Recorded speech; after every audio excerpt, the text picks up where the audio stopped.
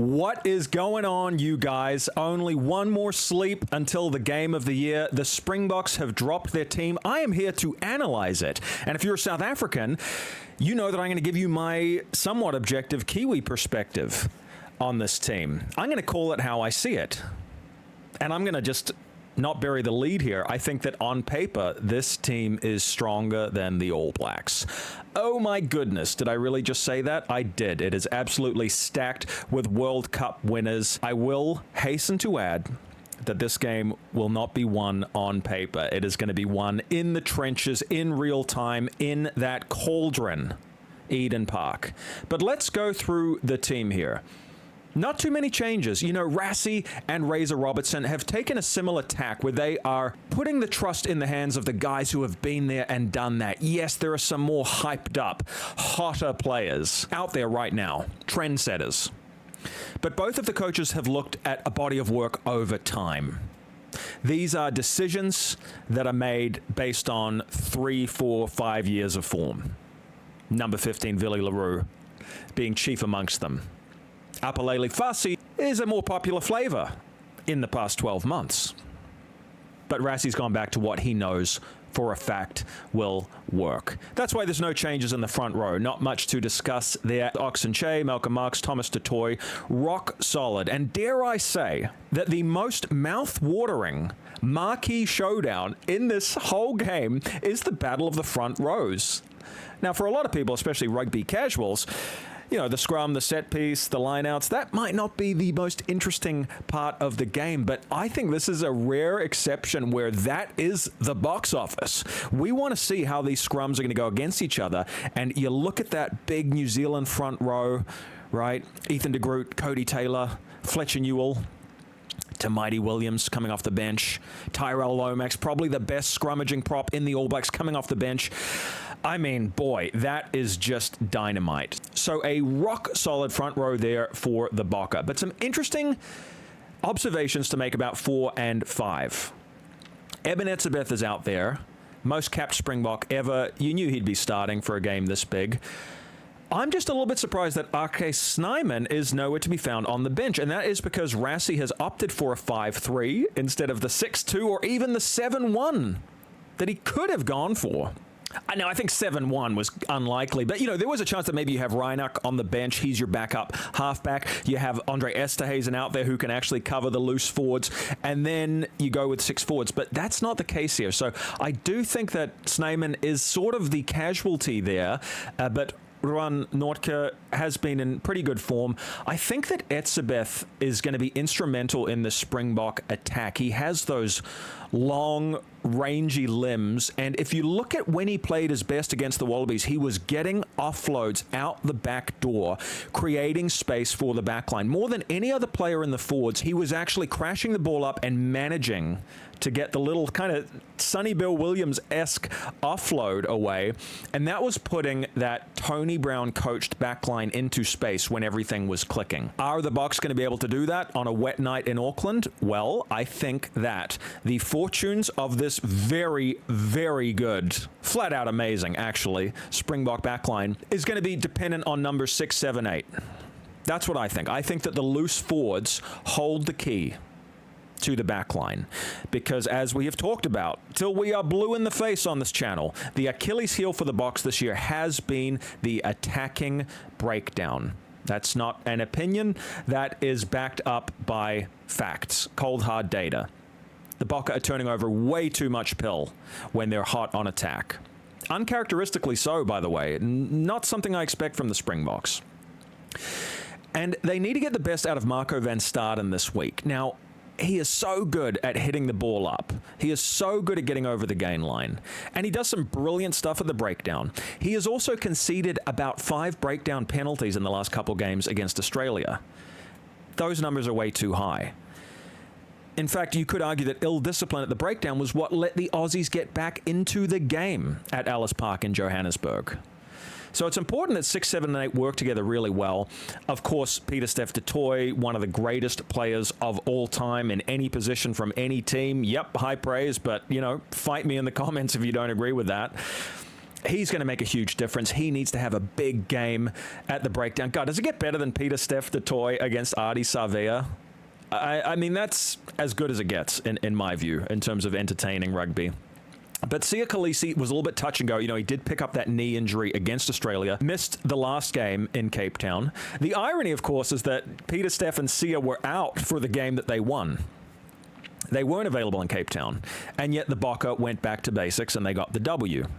Funnily enough, that offers a little bit of hope for the All Blacks in the sense that that Cape Town game proved that even if you have some superstars missing, it is the collective intent that really matters.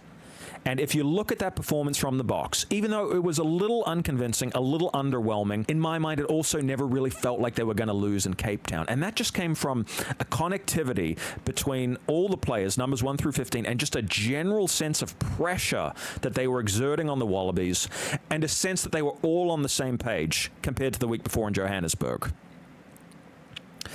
Team efforts are more important than individual superstars. I do really think that. So it's going to come down to which team has a squad where everyone's singing from the same hymn sheet. And I'm dwelling on the 6, 7, 8 area because it has been a weakness for the Bokke. They need to preserve their ball, retain it, get that lightning fast recycling. And I just think they need to play a bit more narrow. I mean, I'm not trying to jinx you here. I'm trying to give you the cheat codes, really, on how to beat the All Blacks. And I don't necessarily think that having Peter, Steph, and Sia stationed out there on the tram lines is the way to do it. You know, I think that you've got to just throw everything at the breakdown. And when you can retain ball and pump up those possession stats, you're going to beat the All Blacks. I mean, that is how Argentina did it in Buenos Aires. Such a different performance from the week before, where the All Blacks, you know, despite a bit of a third quarter surge from Argentina, the All Blacks more or less had that game under control. They were brilliant in the first half against Argentina in patches in that first game, and they finished with a flurry, 2 rolling maul tries. But the following week in Buenos Aires, the All Blacks just didn't have enough pill. It was about 60% territory and possession to the Pumas. That, to me, is the blueprint for beating the All Blacks. Starve them of possession. You all know in South Africa about the X factor of some of the All Blacks backs. Will Jordan, Beauden Barrett, Geordie Barrett. Okay? We don't need to go on and on about that. But you also know that they can't do much if they don't get their hands on the pill. And I do think that retention at the breakdown is the main work on for the Boks. And if they can dominate those territory and possession stats, they are going to go a long way towards winning this game, because then you guys can just do what you do well. Plug the corners. Go for that line-out disruption. Try and play the game down the All Blacks' end of the field. You don't need miracle passes. You don't need the 50-50 balls. You don't need to go wide every time. It's like when you go to a restaurant and you say, well, what are the main courses that you guys have? Well, there's the steak, right? We've got a cowboy steak. We've got a sirloin steak. But we've also got salmon. We've got spatchcock. And then you say, oh, well, they all sound great. Let's just have them all, Are you sure, sir? Yeah. Just give me all of your main courses. I have just felt that is a little bit what's going on with the Springboks this year. You are good at so many facets of the game. You don't need to do everything all the time. And it's not surprising that you went back to your winning ways in Cape Town when you simplified the menu, went back to the bombs, went back to the kick chase, went back to playing territory, went back to the set-piece squeeze. Simplicity will be your friend this week, South Africa. Truly believe that. So if the Bokke are getting that good phase play going, they're recycling the ball, Grant Williams can really unleash havoc with his box kicks, and you just know they're going to target that All Blacks back three. It's been a weakness for New Zealand. Razor Robertson has admitted that freely. That's why Sevu Reece is out and Amoni Narawa is in for New Zealand. He's a bit more sure under the high ball. And look, if you look at Andre Pollard at number 10, I mean, I'm not really a gambling man these days, but I would bet you some money that the first or maybe second touch of the ball is going to be a bomb straight up into the Auckland night sky. I think they're going to kick the leather off this thing in Auckland. But, when you guys do chance your arm, I'm loving the fact you've got Kane and Moody out there. For me, this guy has played his way into the team. I thought it might be at the expense of Jesse Creel, who's captaining the side. Not so. This way, you can have both of them out there. Moody probably is a long-term option at 13. Now, he did have some dropsies in his last game. His skills with the ball handling were a bit subpar. I'd like to think that was a bit of a blip, a bit of a one-off. But I do think he's got that height there as a winger, so he can really contest those kicks that we know are coming from Williams and Pollard. And look, Cheslin Colby too on the other wing, not the biggest guy, but he is phenomenal with his timing. And that contest in the air, whoever dominates that space might just be walking out with the W. So again, going back to 15, Vili LaRue is in. He's a Centurion. Not as dynamic as Apalele Fasi. Not as fast, not as youthful, but you know what you're going to get. And you're going to get superb game management, and you're going to get a second playmaker to back up Handré Pollard. So, look, I look at that team, and it freaks me the heck out as a Kiwi, because I don't think you can get much stronger than that, even allowing for the fact that I don't think Sia is at 100%. I think we might get 45 minutes out of him. But it's a phenomenal starting team, and hats off to you guys. Now, this is where this video is going to take an interesting little turn, a bit of a left turn. Where did you guys put away the All Blacks last year? 2 times in the Republic. It was the bomb squad. Cast your mind back. You might not like to hear this, but the All Blacks actually dominated about 60 minutes of their game in Johannesburg last year.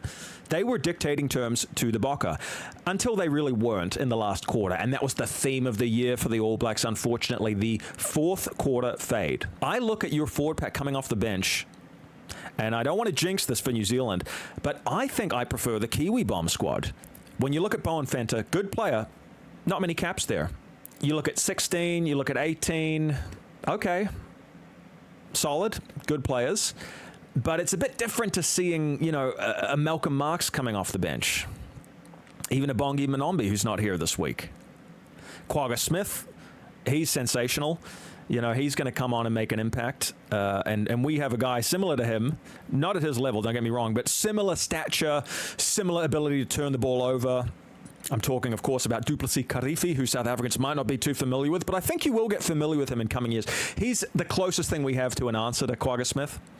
Lou Diaga, very good player too, but man, just a little bit less fear factor from the bench this week because you've put all your leading lights in that starting 15.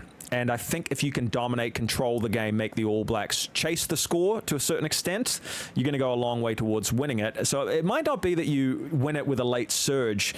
You might win it in the first hour if you make the All Blacks play catch-up. Going to the replacements, of course, we knew Reinach would be out there. Sasha Feinberg and Ngomazulu, backs up Handré Pollard. And, man, Mani Labok is just persona non grata, not even in the squad. You just wonder if that intercept he threw in Johannesburg is the last act we're going to see from him for a while. He's really fallen out of favor. Now, the All Blacks have been forced to go to a halfback, getting his first ever cap off the bench. But Ethan Hooker, he's a bit of a bolter too. This is only his second game. He's a very good midfield wing option. He's going to inject a bit of pace and power there. So, still a little bit of an element of risk there from Rassi. This is not the most capped bench I have seen in recent times from the Bokke. So like I said, I think the starting 15 is going to have to get the job done. I have done everything I can to give you the crib notes, the cheat sheets on how to beat the All Blacks. It's all going to come down to on the day. And like I said, it'll be that collective team effort. But the All Blacks know what's coming. They're going to get peppered with kicks. They're going to have to be better in the air than they were in Buenos Aires. And I just wonder if actually the All Blacks need to take the Springboks on up front. The rolling maul defense has been a little bit suspect by the Springboks, by their lofty standards. And, of course, the All Blacks have scored some absolutely ripper rolling maul tries while they were in Argentina. Samisoni Takiaho has it down to a fine art. So it's a bit of a topsy-turvy game here where I'm thinking, man, the All Blacks need to take the box on up front, go to the rolling maul, maybe get parity or even dominate the scrum. Not often that you say that. And then, on the other hand, I look at the box backline and kind of think, well, that's a better looking backline than what we have in New Zealand. We got question marks over Billy Proctor at 13. Is he really the long-term answer? Huge form question marks over Rico Ioane. Amazing All Black, amazing career, not in good form lately. And of course, we have the halfback conundrum where all three of our halfbacks are crocked. We're down to the less favored, let's put it nicely, Finlay Christie. So, guys, what's my final prediction? I mean, look, I can't really go against the All Blacks, but I will just be honest with you and tell you I've had a bit of a sickening, sinking feeling all week about this game. Let's hope that my premonitions are wrong and it's just a bit of Kiwi neuroticism. But, man, it's pretty much a 50-50, you know, and it's funny, the poll on my channel indicates as much. I think it's actually 53-47 is what it's settled on. 53% of you think the Boks are going to win it. And by the way, that's a lot of New Zealanders voting. So we're feeling pretty cautious down in the Shaky Isles. But let me know your prediction for the game. Like, subscribe, send this video to someone who loves rugby, and I'll be back to break down the game of the year in just a little bit over 24 hours. I'll see you then, guys. Bye for now.